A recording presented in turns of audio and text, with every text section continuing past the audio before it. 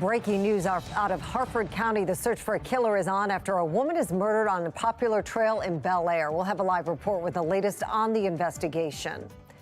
Fox 45 News continues to demand answers about Maryland's juvenile justice laws after a 7-year-old is shot and several other teens arrested for other crimes. The growing criticism from police and prosecutors. And we are on weather alert after some heavy rain this evening. Some severe weather could be approaching tomorrow. I'm timing everything out, even the potential of tornadoes. To my Weather Authority forecast. Live from WBFF in Baltimore, this is Fox 45 News at 10.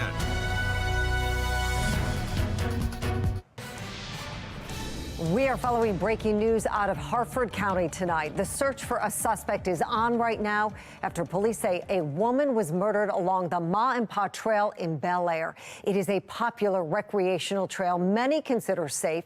They say 37-year-old Rachel Marin went missing yesterday. Police say they found a body they strongly believe to be Rachel this afternoon. Good evening, everybody. I'm Mary Bubala. Tonight, police won't rule out a threat to the community with no suspect in custody yet, but the trail is open. Fox 45's Vincent Hill joins us live from Bel Air with the latest on this developing story. Vincent? Yeah, Mary, the Harford County Sheriff says he's hoping to find answers and find them fast to put the public at ease as they search for a killer. Now, according to the sheriff, Rachel Lauren's boyfriend says she left home around 6 p.m. yesterday to go to the Ma and Pa Trail. When she didn't return home as expected, she was reported missing. Police found her car near the trail, and a search for Rachel lasted well into the night. And just after 1 o'clock this afternoon, a citizen found a body somewhere along the trail. Now, Sheriff Gaylor says although the ME must positively identify that body, he believes it to be Rachel. Sheriff Gaylor not providing many details about the crime scene, but hinting that the crime may have been horrific. Sheriff, you mentioned a homicide. I know it's early in the investigation, but what made you make that determination that this was in fact a homicide versus an accident? There's indicators that our detectives have no doubt, and I'm not going to go into what physically they observed at the scene, but the investigators believe, and yeah, sadly, it's a homicide case. And right now, it's unclear what time Rachel was cleared. Of course, investigators will be looking from 6 p.m. when she was last seen up until the time she was found. Her car was towed in for processing in hopes to find clues leading to her killer. Mary? And Vincent, you've been reviewing some of the scanner audio surrounding this murder. What did you find out? Yeah, Mary, it goes to what the sheriff was alluding to, just how horrific this may have been. Take a listen. We just received a call from a who's advising that she has located the missing Rachel Morin subject on the Ma and Pa in a tunnel that runs under 23 Priority 4 near mile marker 2.75 on the Ma and Pa. And again, right now, there are no suspects or persons of interest. For now, we're live in Bel Air. Vincent Hill, Fox 45 News. Vincent, thank you. Rachel's sister has created a GoFundMe to help cover funeral costs. The GoFundMe says Rachel was a mother of 5, and any funds left after the funeral will go directly to them. It has raised more than $17,000 in just 4 hours. Now, to give you a little more perspective on the Ma and Pa Trail, it is about 5 miles long altogether with separate segments in Bel Air, Edgeley, Grove, and Forest Hill. The Bel Air section is the longest at 1.9 miles.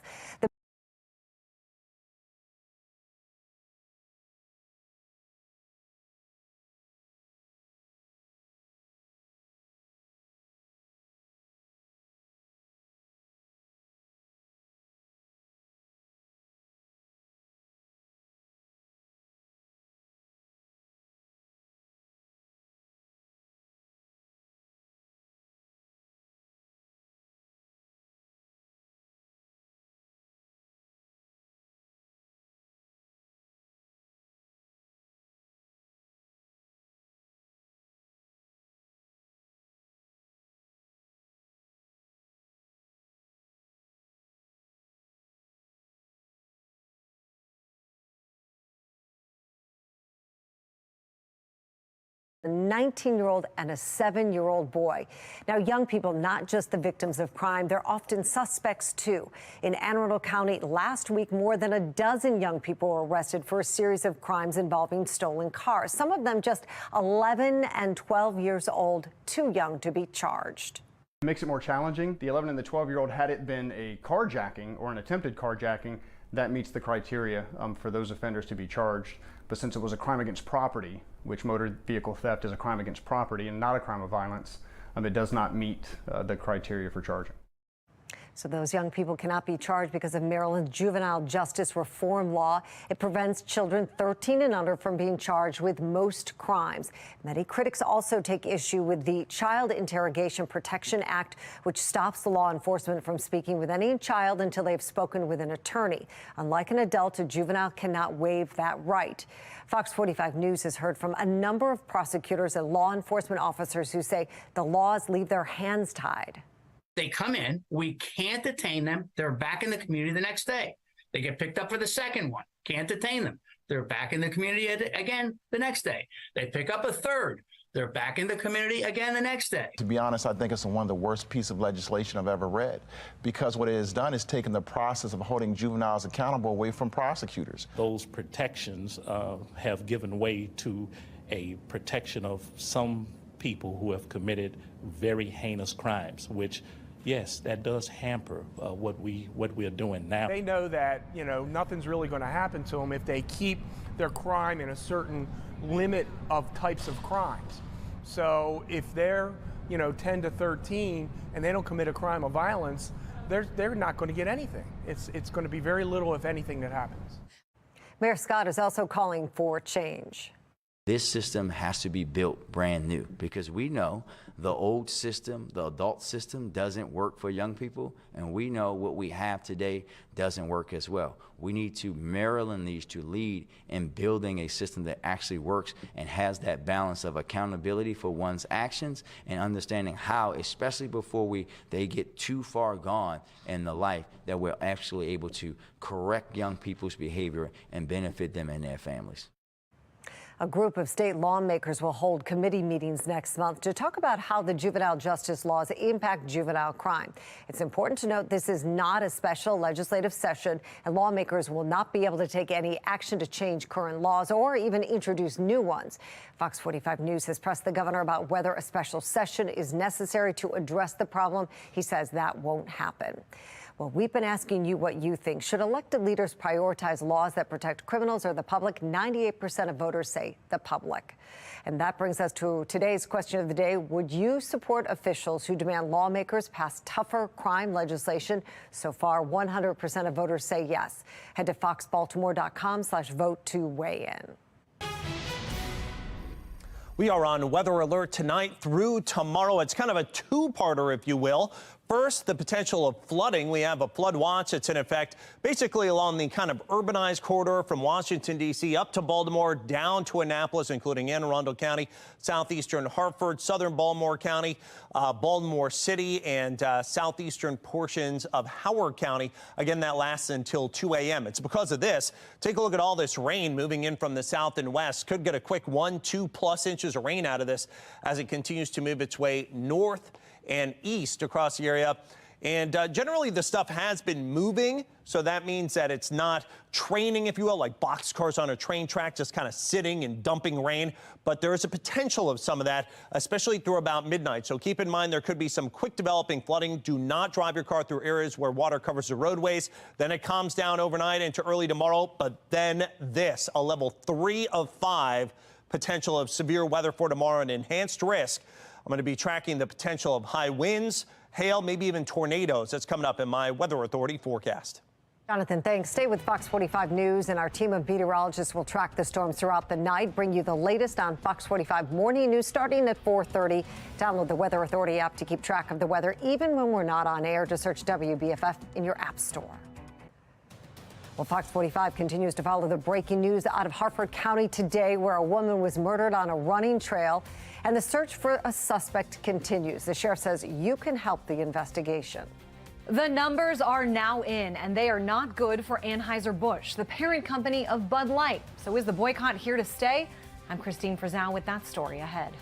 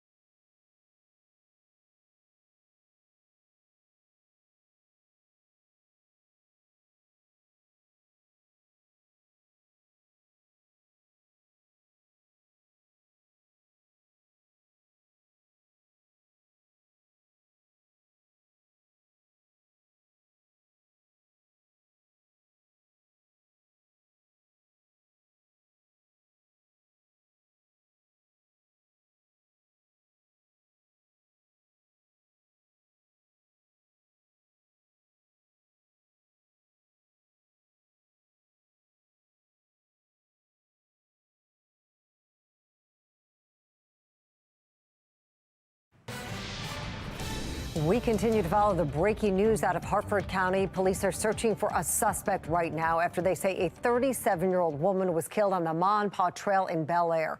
Police say Rachel Marin was reported missing yesterday night, and her body was found this afternoon. The sheriff says while the trail is open, he can't guarantee there's no threat to the public. He's encouraging anybody with information also to come forward. If you think you have just the smallest tidbit of information, you saw something in this young lady's travels yesterday to the trail, on the trail, investigators would like to talk to you and have that information. Again, here's some tips to make sure you stay safe when walking on trails or elsewhere. Avoid wearing earbuds when you're walking or running so you can hear what's going on around you. Don't use the same routine every day. Mix things up so no one can track you. Run or walk with a friend. Let your family know where you are. Carry a whistle or some other alert. And if you see something unusual or something makes you uncomfortable, call police. The sheriff says there will be increased security on the Ma and Pa Trail. Now, Fox 45 News will continue to follow this developing story. We will be live in Harford County all morning long on Fox 45 Morning News. Download the Fox 45 News app to be sure you don't miss any updates even when we're not on air. And Harford County police also looking for a separate missing woman, 58-year-old Karen Elliott. Police say she was last seen in Bel Air yesterday wearing a green shirt and blue jeans, headed into the wooded area near Cypress Drive. This case is not connected to Rachel Marin's murder.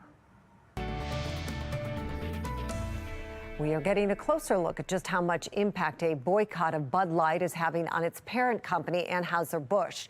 The latest earnings report is out, and national correspondent Christine Frizzell breaks down the numbers. For the world's largest beer maker, the hits just keep on coming.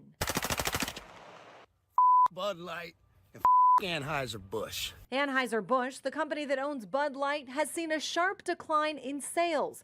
$395 million in the last quarter, following its partnership with transgender influencer Dylan Mulvaney back in March. Bud Light sent me possibly the best gift ever, a can with my face on it. Fast forward to today, and the company just announced it will be laying off about 380 workers. Its core profit falling by 28%, as laid out in the latest earnings report, which attributes this loss as primarily due to the volume decline of Bud Light.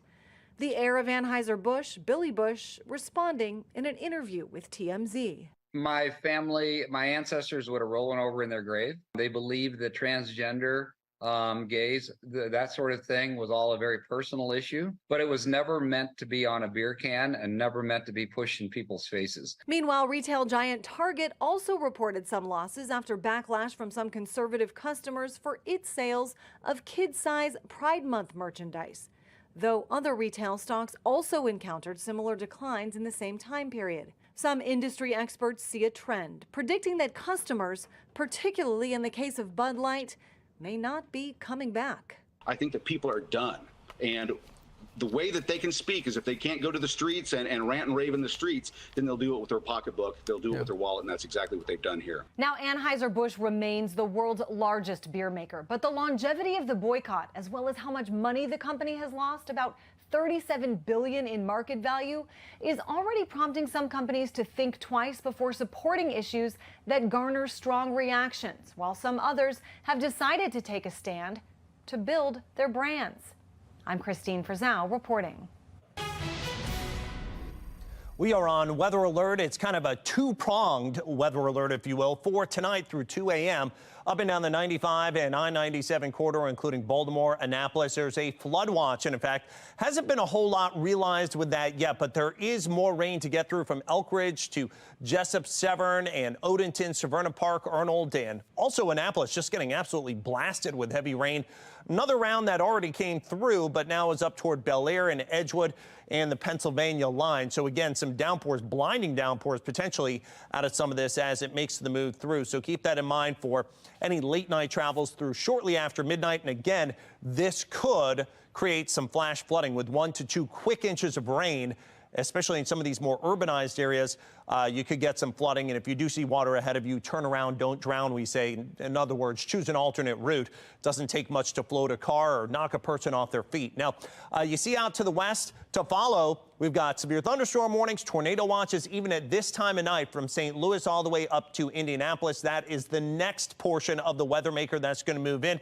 Again, we've seen anywhere up to about a ½ inch of rain. This has been the main concern with that potential flooding through this evening. And again, there could be a little bit more, maybe a lot more in spots through about midnight or shortly after tonight. I think you wake up dry, although there could be some puddles. Then the level 3 of 5, enhanced risk of severe weather tomorrow, 4 p.m. to 8 p.m. on Monday. All modes of severe weather possible on top of the downpours, damaging winds, large hail, maybe even an isolated tornado. And again, that's a level 3 of 5 risk of severe weather. So we're really going to be on top of this. Heavy rain continues to push on through. Then we quiet down overnight. Storms move back in for tomorrow around the big heat ridge down to our south, which, by the way, we may get into a little bit of that later on this week as temperatures approach 90 once again. Toyota H Harbor Skycam, we've got rain and some thunderstorms embedded around the area. You see some of the raindrops on the lens right now downtown. Humidity's high at 91%, so no surprise we could have some very efficient rainfall overnight into early tomorrow. Then we track that next round of potential severe weather after about 3, 4 o'clock, makes it to about Westminster to Frederick, and then across the city between about 5 and 6:30, right during, unfortunately, the afternoon commute. And you notice the key on the upper portion of your screen, some of those pinkish purples, that's the worst weather that the radar can show. So this is not looking good for tomorrow afternoon's commute. By about 8:30, 9 o'clock, that should move east. And then the weather alert day for tomorrow drops for Tuesday for much better weather. 88 degrees there, hot and dry on Wednesday, but some more scattered storms could develop later in the week, pushing near 90 as we head into next weekend once again. And by the way, a brand new weather article on our website. It's on the front page, all about the severe potential overnight. With the flooding potential overnight, and then also that tornado, hail, and high wind threat for tomorrow. Expert opinion and analysis on FoxBaltimore.com. Jonathan, thank you. Well, former President Donald Trump's lawyers making the rounds on national news this morning as Trump faces 4 charges related to his alleged attempts to overturn the 2020 election, what their next steps are. And still ahead, a vegetable battle at the Baltimore Farmers Market, what chefs had to do to compete for a spot at the World Food Championships, and who won.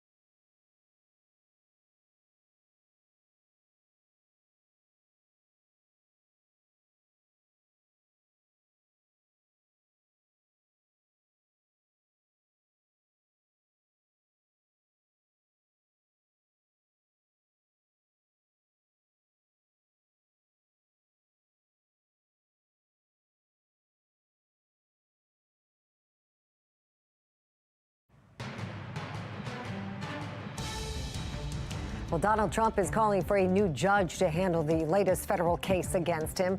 On social media, the former president said there's no way he can get a fair trial with a judge assigned to his case. It comes one day after the judge, Tanya Chutkan, rejected Trump's plea for a deadline extension. This in response to a protective order request seeking to safeguard evidence from the former president.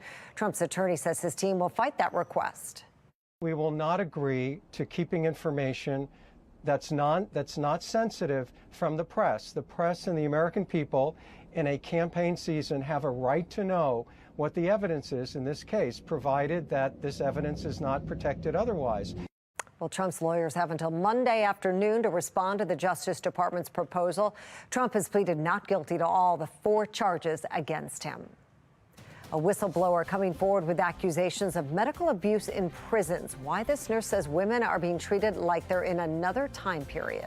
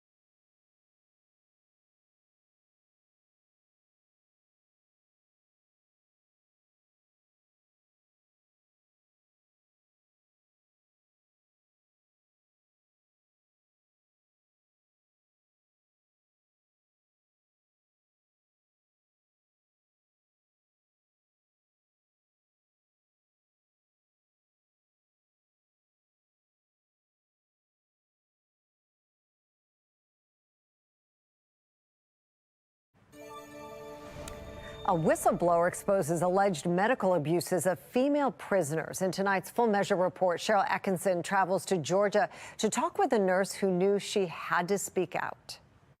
I was a med-cart nurse, I was a sick cart nurse, I was a triage nurse.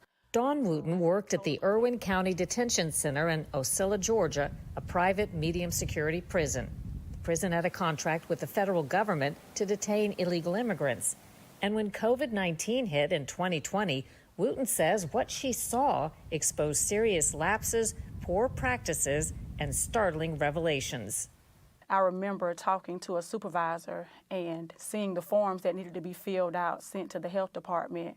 They were not being sent to give an adequate number of COVID positive inmates that we had inside the facility. The medication forms and the inmate forms that were supposed to be sent were being shredded. There was a colleague of mine that was shredding the documents inside the facility. She says that colleague, another nurse, told her they were only shredding duplicate records. Not true, says Wooten.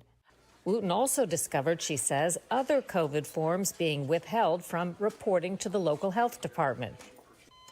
But Wooten's most startling discovery was yet to come.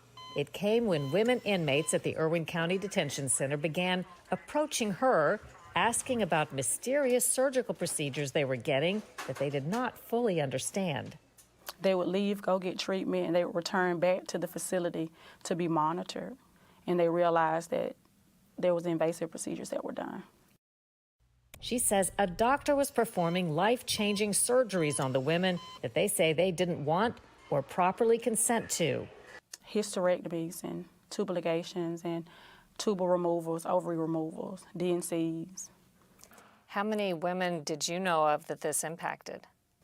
We're talking 30 to 50.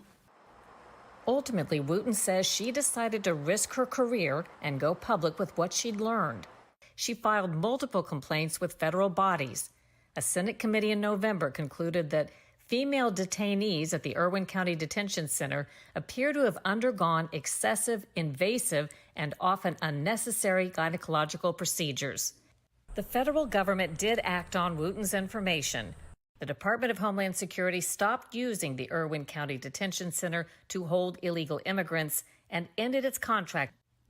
As for Wooten, she claims she's been blacklisted and gone from working 12-hour shifts to food stamps and welfare.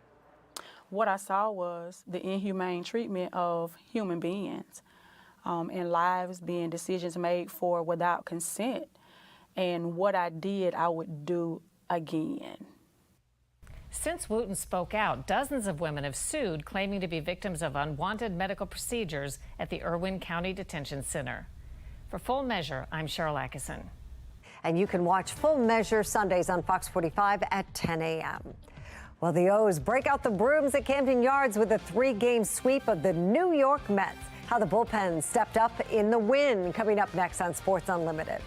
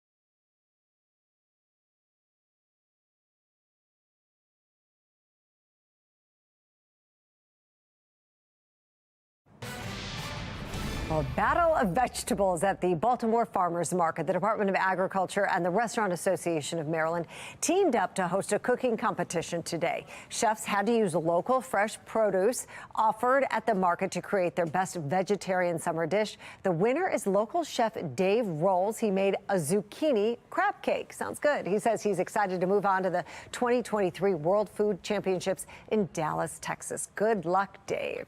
Before we go tonight, though, we do want to remind you that there is a search on for a killer underway in Harford County after 37-year-old Rachel Marin was murdered along the Ma and Pa Trail in Bel Air. Fox 45 News will be live in the morning in Harford County with the latest on that investigation. And that's all for the news at 10. I'm Mary Bubala. Thank you so much for watching. Morgan Atzett and Rocco DeSangor join us now with Sports Unlimited. Guys. Yeah, Mary, thank you. Coming up tonight on Sports Unlimited, the Orioles bust out those brooms against the Mets. Even with this worst stuff of the season, his words, Kyle Bradish still gets it done, Morgan. Yep, and the Ravens are enjoying their second day off from training camp. But once they return, it's game week. We'll update you on all things camp and the preseason action ahead. Justin Houston's NFL career will continue, just not with the Ravens. The NFC team the former All-Pro will suit up for when he takes the field in 2023. We just lost the World Cup by a millimeter. That post-game quote sums up Team USA shocking and historic exit from the World Cup round of 16. Big Ten championship or bust? Michael Locksley and the Maryland football team truly feel like this could be the year. His reason coming up next on Sports Unlimited.